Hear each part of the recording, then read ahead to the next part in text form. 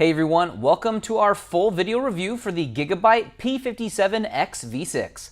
To start things off, we should go over the specs of the device. Let's start off with the Intel i7-6700HQ processor. It has an NVIDIA GTX 1070 with 8 GB of GDDR5 RAM. The memory inside is 16 GB of DDR4 at 2133 MHz and is upgradable to 32 GB. Storage included is a 256 GB M.2 SATA SSD and 1 TB 7200 RPM hard disk drive.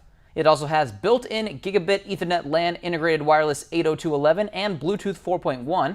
It's powered by a Li-polymer battery at 75.81 WH with a 200 watt AC adapter. There is a 1 megapixel built-in HD camera above the 17.3-inch FHD IPS anti-glare matte type screen at the resolution rate of 1920 by 1080. On the left side of the laptop is the Kensington lock, RJ45 Ethernet port, 2 3.0 USB ports, an SD card reader, and 2 3.5mm headphone and microphone jacks. On the right side of the machine, there is one USB 3.0 port, one USB 3.1 Type-C port, an HDMI port, a cover over a mini display port, a D-sub port, and the plug-in spot for the AC power adapter. And on the front of the machine is where the disk tray opens, or it can be replaced by an included mounting drive bay for a hard drive for more space. The keyboard has a good tactile feel, which results in a great typing experience. The keys are lightly backlit, so when lights are off overhead, there is a faint glow so you can see where you are typing. The backlighting settings for the keys can be adjusted to 4 different brightness levels, including off. The touchpad is an all-in-one unit with the left and right clicks built in at the bottom, and it's finished in a smooth matte look and feel. The screen opens up to a little over 140 degrees and maintains good viewing angles from multiple directions from its opening spot due to the rich IPS display panel. Included in the box with the P57 is a user manual and driver CD. There is the included hard drive mounting bay that can be swapped in and out with the DVD drive, and of course the included power cables. The weight of the laptop with the included power cables is 8.7 pounds if you're looking to take this device on the go with you. Switching the battery setting to power saver with the integrated graphics, running basic tasks and keeping the screen brightness at 50%, you can expect the battery life to be around 4.5 hours of use time. As for the temps of the laptop while running games, on the left side things stay cool by WASD, but things start to heat up towards the right hand side and up in the top middle of the laptop surface. Coming around to the back of the laptop, you can see that the heat is exhausted out of 2 rear vents on both sides where most of the heat is pushed away from the user. As for the fan volume under gaming use, up towards the front away from the computer you can expect around 42 decibels of fan noise. Getting up in front closer to the device, we had this number rise up to around 52 decibels.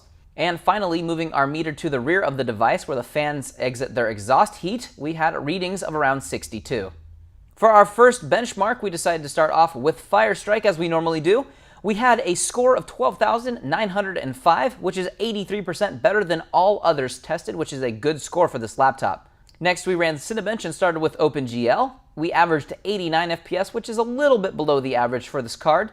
But then for the CPU score, we scored 670, which is right on par for the CPU. And on the left side, you can see how this compares to other CPUs in the range. Next, we ran our Crystal Disk test for the sequential writes and read speeds. We started off with the solid state drive, which had a read speed of 463 and a write speed of 310.7, which is a hair slow for an SSD, but still acceptable. And as for our hard disk drive read speed, it was 136, and its write speed was 131.5, which is a pretty solid score for a hard disk drive.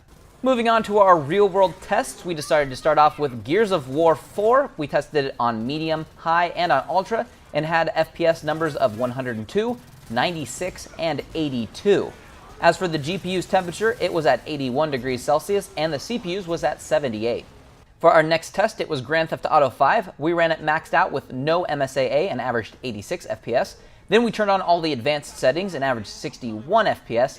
Then finally, we turned those off and then turned on MSAA at ×4 with the maxed out settings and had 83 FPS. The temperatures of the GPU and CPU were at 81 degrees and at 80 degrees. Our third test was with Rise of the Tomb Raider on very high with FXAA, SMAA, and SSAA at ×2. It ran at 89, 88, and 70 FPS. with the GPU temperature at 81 degrees Celsius and the CPU at 81 degrees Celsius as well. And for our final test, we ran Dirt Rally on Ultra with the MSAA settings at times 2, 4, and 8, and had readings of 105, 101, and 95 FPS.